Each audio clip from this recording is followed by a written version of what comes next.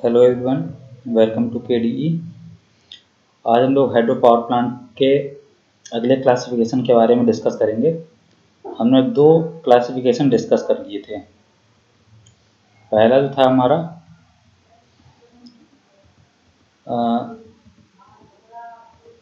Classification according to the extent of water flow. इसको further तीन parts में divide किया गया था।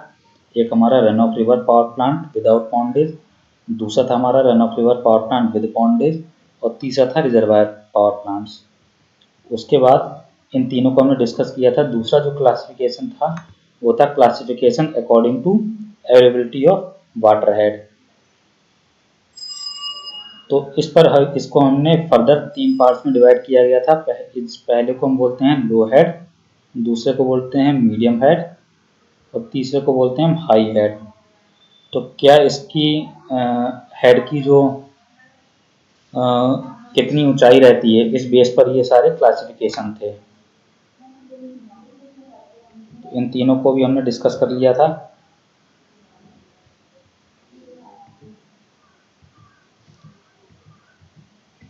लास्ट क्लासिफिकेशन हमारा इसमें रह गया था, classification according to the load supplied, यानी लोड कैसा सप्लाई किया जा रहा है। तो इस बेस पर भी इस पावर प्लांट को तीन पार्ट्स में डिवाइड किया जाता है। पहला है हमारा बेस लोड पावर प्लांट, दूसरा है हमारा पीक लोड पावर प्लांट, और तीसरा है pumped storage power plant for peak load. तो एक एक करके डिस्कस कर लेते हैं। तो जो बेस लोड पावर प्लांट होता है, हमारे पास एक लोड कर्व होता है किसी भी पावर प्लांट में, हाइड्रो पावर प्लांट में मेनली। तो ये लोड कर्व के अगर बेस पोर्शन से अगर हम लोड लेते हैं तब तो हम उसको बोलते हैं बेस लोड पावर प्लांट। इस तरह के पावर प्लांट जो होते हैं वो लार्ज कैपेसिटी के पावर प्लांट होते हैं।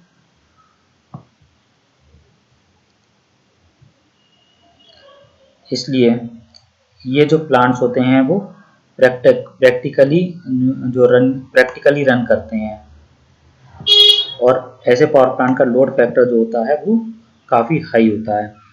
जो run off river power plant without pondage, जो सबसे पहले क्लासिफिकेशन में हमने बताया है, इन प्लांट्स को हम बेस लोड पावर प्लांट के कैटेगरी में रख सकते हैं। और इसी के साथ साथ जो रिजर्वायर पावर प्लांट होते हैं वो भी हमारे बेस लोड पावर प्लांट की कैटेगरी में आते हैं। ये दूसरे होते हैं हमारे पीक लोड पावर प्लांट, यानी बेस लोड, यानी लोड कर्व जो होता है उसके पीक पोर्शन से अगर हम लोड लेते हैं तो उसको हम बोलते हैं peak load power plant. Peak portion या कह सकते हैं टॉप पोर्शन। तो जो run off river plant with pondage होते हैं वो जो है हमारे ऐसे पावर प्लांट की कैटेगरी में आते हैं, पीक लोड प्लांट की कैटेगरी में आते हैं run off river plants with pondage. अगर ऐसे पावर प्लांट में हमारे पास पॉन्डेज एनफ काफ़ी सारा है, यानी पानी अच्छा खासा हमने पॉन्डेज में स्टोर कर रखा है, तो हम इस पानी को जो है अपनी रिक्वायरमेंट के हिसाब से सप्लाई भी कर सकते हैं।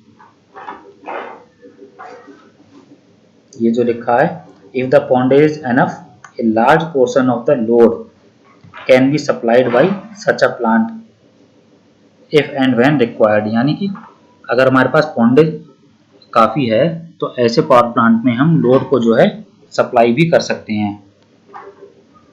रिजर्वायर पावर प्लांट जो होते हैं वो हमारे पीक लोड प्लांट के कैटेगरी में भी आते हैं। अगला है हमारा जो लास्ट क्लासिफिकेशन है वो है पम्प्ड स्टोरेज पावर प्लांट। ये power plant specially peak load के लिए डिजाइन किए जाते हैं। ये एक स्पेशल टाइप के पावर प्लांट होते हैं। इन पावर प्लांट में बाकी पावर प्लांट से ये डिफरेंस होता है कि यहाँ पर हम दो रिजर्वायर बनाते हैं। एक को तो हम बोलते हैं अपर रिजर्वायर,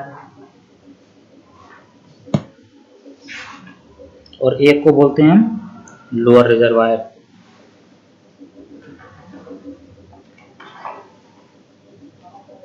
ये देखिए ये हमारा बना हुआ है अपर रिजर्वायर, और ये है लोअर रिजर्वायर।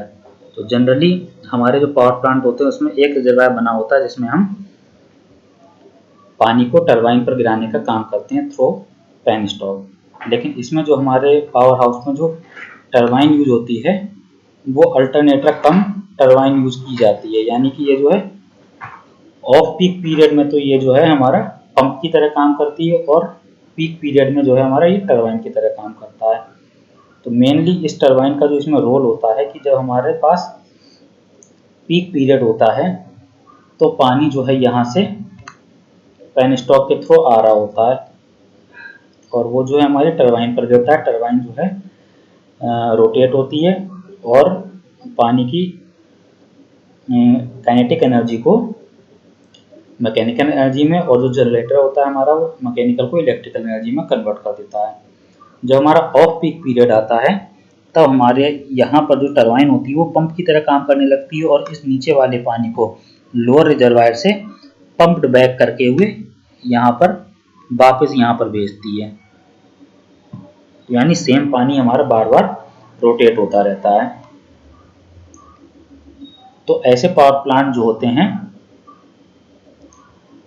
ये हमारे लिए पीक करीब 4 से 11 घंटे का पीक लोड प्रोवाइड कर देते हैं।